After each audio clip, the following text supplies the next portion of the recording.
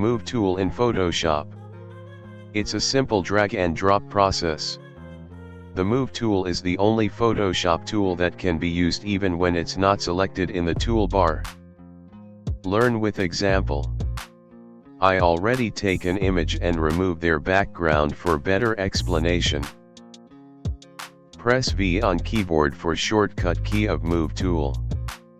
Most we just hold down Control on a PC or Command on a Mac, and you'll instantly activate the Move tool no matter which tool is currently active.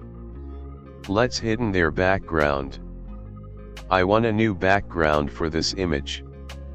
With the help of Move tool I simply click, hold and drag image to current canvas. Move down the background layer. I can move any single layer easily. Now I transform background and made quick edit this image.